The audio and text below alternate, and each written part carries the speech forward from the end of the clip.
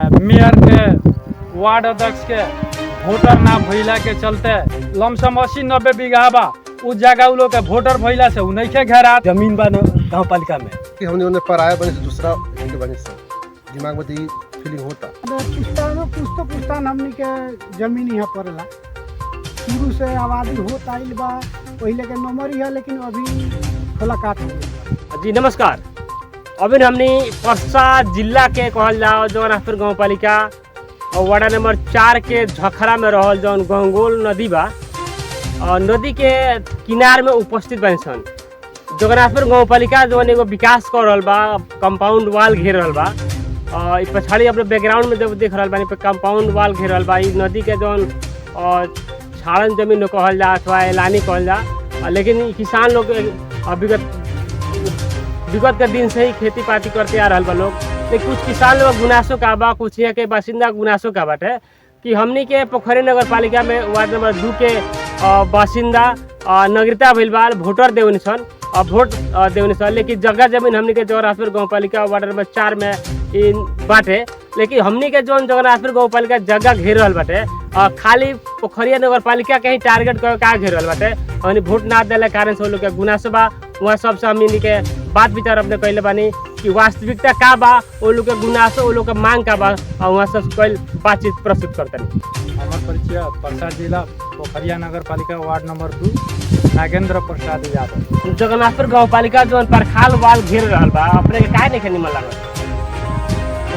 जगन्नाथपुर गाँव पालिका में जितना जगह बा पूरा जगन्नाथपुर गाँव पालिका में जगह बा, वोटर मात्र पोखरिया नगर पालिका वार्ड नंबर 2 में बा। यहाँ मेयर के वार्ड अध्यक्ष के वोटर ना भइला के चलते यहाँ जमीन 80-90 बीघा खोला काट बा। हमनी के पुस्तानी जमीन लमसम 7 पुस्तान 10 पुस्तान से यहाँ जगह बा। यहाँ भोग चलन करत आ गई निशन। यहाँ आजकल ये मेयर श्रीकांत यादव को बार यहाँ आके पूछलन देखलन जे खोला काट जगह छोड़ देवे के हमनी के पुस्तानी जगह हो, ई जगह अपने के बाहेक जौन होई तो रखी तो ई पुस्तानी जगह जे ना खोला काट जगह छोड़े के यहाँ और जगन्नाथपुर गाँव पालिका के जितना जगह दाएं साइड लमसम 80-90 बीघा बा उस जगह उ लोग के वोटर भइला से उ नइखे घेरात। मात्र हमनी पोखरिया नगर पालिका वार्ड नंबर 2 के जगह जितना बा उतना यहाँ से लिया के मोड़ करके यहाँ इतने घेराता।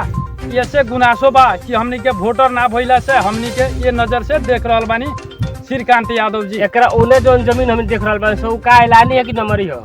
इहो खोला काटे जगह है, ये परसेल लमसम 20 बीघा है और आगे तक लेकिन यो पूरा खोला काटे जगह है। एकरा बाद ओने नहीं घेरा? जी ना। कारण का नहीं के घेरा तोने?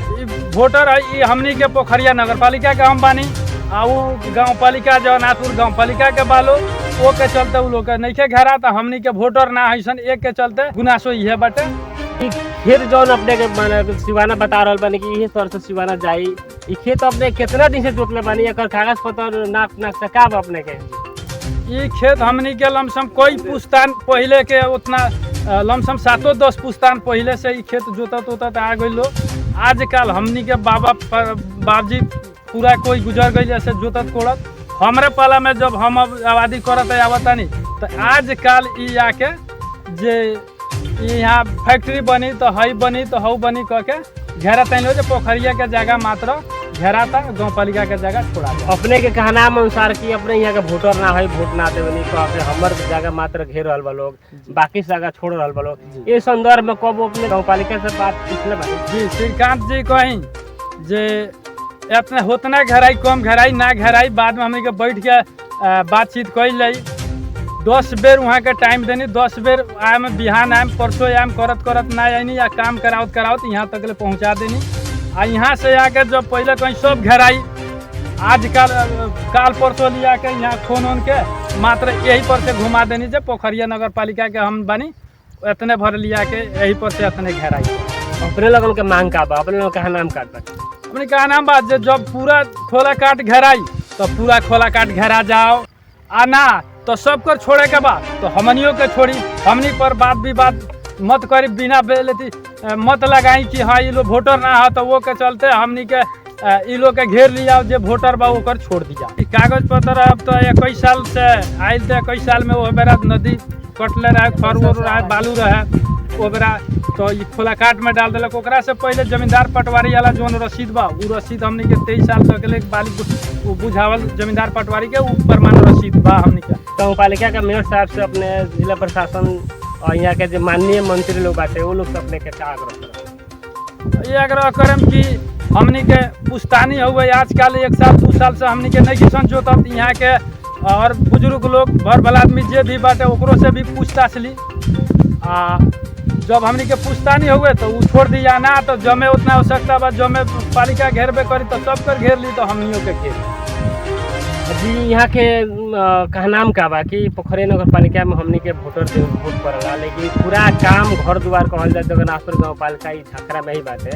लेकिन हमनी के साथे जगन्नाथपुर गाँव पालिका भेदभाव कर रहा बा और वहाँ गुनासो बा। ऐसे इस संदर्भ में एक कुछ और वहाँ लोग बानी वहाँ से ही बातचीत करे चाहता नहीं।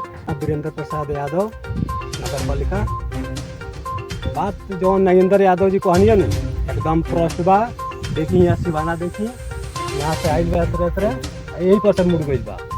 गुनासो हमनी के इहे बा कि काहे पर से मुड़ल ख, जबकि एनहु खोला काट बा एनहु खोला काट बा है, यही पर से काहे मुड़ गई। ठीक बा कहत लो हम आइलानी में अभी आवत नहीं सीधा जाई उत्तर तरफ जाई दक्षिण तरफ से आ रहा बा तो फिर यहाँ पर से काहे मुड़ गई था अली नगर पालिका के चलते। हाँ पोखरिया में बानी से हमनी के जमीन बा गाँव पालिका में। ठीक बा तो हमनी के आज से ही जमीन नहीं के जोता, ये हमनी के जमीन बाबा दादा से हमनी के कुछ था नहीं के बाबा दादा लोग जोतत आवा था, फिर भी ऐसा ही जोता हमनी के जब से होश बनली सन तब से ऐसा ही बा। आज काहे ही हो रहा बा हमनी के कहन ये बा कि हमनी के न्याय चाहिए, हमनी के साथ न्याय होता। हमनी नगर पालिका में बानी सन गाँव पालिका में जमीन बा काहे इतने होता। अच्छा एक बगल में जो जमीन हमने देख रहा बानी सब खोला काट कहता नहीं जगन्नाथपुर गाँव पालिका में जी जी इहो जगन्नाथपुर गाँव पालिका में सरते अपने लोग पोखरिया में वोट देवे वो लोग जगन्नाथ में वोट देवला। अपने गुनासो ये बा कि हमने वोटर के कारण से हमने की जमीन खाली पकड़ा था, वो लोग जमीन छोड़ दिया था। ये निकला। धन्यवाद।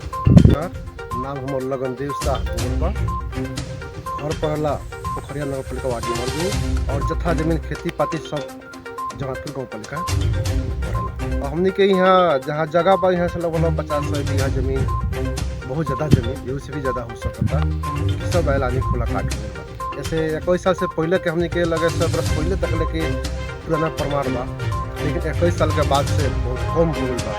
हमने के नासो बा कि जब घेर नहीं घेरी केहू के ना छोड़े खनिया केहू के काखा का पाखा मत करी, अगर छोड़ता नहीं सबके मिला के छोड़ी घेरता नहीं तो सबके। हमने के तो लगता है कि हमने उन्हें पराया बने से दूसरा अथी के बने सब दिमाग में तो फीलिंग होता। नाम पर उमेश सागुन वार्ड नंबर 2 नगर पोखरिया नगर पालिका। हमनी के गुनासो ही बा कि यहाँ मतलब पुस्तान हमनी के जमीन यहाँ पड़ला। शुरू से आबादी हो तारी बा पहले के नंबर ही है, लेकिन अभी खोला काट हो गई गोड़ा अभी बा कुछ जमीन में से हमनी के मोचल बा। एमे का बा कि अब हमनी के जितना मोचल बा पूरा अभी बाउंड्री घेरत बा। हमनी के जगन्नाथपुर गाँव पालिका के मेयर सांसद वाले सब समर्थन में घेरा था। और हो गई कि एकरा उत्तरों बगल पूरा बहुत ज़्यादा ऐलानी बा, लेकिन उन्हें अब नहीं लोग बढ़ा यहाँ लास्ट सीमा पर आके अभी पोखरिया नगर पालिका के वोटर जो बा उतना के ही और बाउंड्री घेरत नहीं। लाल पुर्जा भी बा, अभी लाल पुर्जा बा जमीन बचल बताना के, लेकिन ऊपर साइड में जो जमीन छूटा था ये हाल में ये 2 साल 1 साल से ही सब कोई बा घेर के जोता था, लेकिन हमनी के तो पुश्तानी के साथ चला होता। इतने अब मांग बा हमनी के ये मांग बा कि हमनी के जमीन तो शुरू से जोताता होता पहले हम रहे नदियों कटलक ओकरा बादो फिर हमनिए के जोत रही सब एमें दोसर नहीं आई। लेकिन जब घेरता तो गांव से जितना वार्ड में जितना ऐलानी बा पूरा घेरता वो आना तो सब कुछ। हमार दिनेश सागुन है घर झाकरा में बा, लेकिन हमनी के बानी सन पोखरिया पंचायत में। हमनी के आज पूरा जगह जमीन बा जगन्नाथपुर में। तो हमनी के तो कुछ जो बनने से मना जूता तावत ऐसे कि बुढ़ापुर ने सारा गुजर यही पर आयो अभिनियो हमनी के यही पर बनी सन जिनमें कि चारों बेर नदी कटल बा, चारों बेर में ई बनौले में से मेहनत करके फिर में जूते में पड़े में खानी सन। तो रह गइल का जे हमारा भाई जितलो खलो नु श्रीकांत जी और मेरा ये सब नौका नौका में तो ये कहता लो जे कि हमनी के पर बनान से हमनी के कथी फैक्ट्री। तो फैक्ट्री बनाओ खतरा में उ लोग हमनी के 2 थरी के पड़ला, एगो अहिर के एगो गुण के जमीन 8 बीघा। तो एमे 8 बीघा जमीनिया बल्कि घेराई तो हमनी के इतने के ऊपर से मांग भइल बा कुछ नहीं सन जे काहे जमीन इतने घेरता लगन आ तो बल्कि इतने के ऊपर से मांग भइल बा 8 बीघा के। तो ये जमीनिया घेरे तो हमके बहुत रोक से कहनी सन, लेकिन हमनी के बात के कोनो वैल्यू लागत नहीं है जा का है। तो बोली खोला काट बता हमनी के। तो हमनी के पहले का गोड़ा भी बा आ एकरा पहले के बूढ़ो लोग के पाला में जो दाम दक्षिणा कटौले बालू ओकरा शक्ति उ लोग नाप टू गया, चाहे पानी रहे नकलक ना नाप सकल पानी बल्कि ना नाप सके तो उतना खोला काट लगौलक। तो एने मसिहानी पंचायत के बॉर्डर पर से आ ओने हमनी गोड़ा बा ऊपर से उ जमीन हमनी के बाटे आ ये बार घेर के एमे माने फैक्ट्री बनावल जाए चाहे कुछ कल जाई। तो इस संदर्भ में हमनी के जो किसान यहाँ के स्थानीय के बातचीत अब सुननी है, हमनी के ये कहना था कि जब जगन्नाथपुर गाँव पालिका निर्माण करबा कंपाउंड वाल निर्माण करबा और वास्तविकता का बा में रह के वास्तविकता बुझ के ही काम कोई आवश्यकता यहाँ के स्थानीय लोग के मांग रहा बा। और ये सिर्फ फिर हमनी के पालिका से भी बुझे का प्रयास करम से तब तक खातिर हम परसा जिला के जगन्नाथपुर गाँव पालिका वार्ड 4 के झखरा में रहल गंगोल नदी किनार से विदा होकर चाहता। नमस्कार।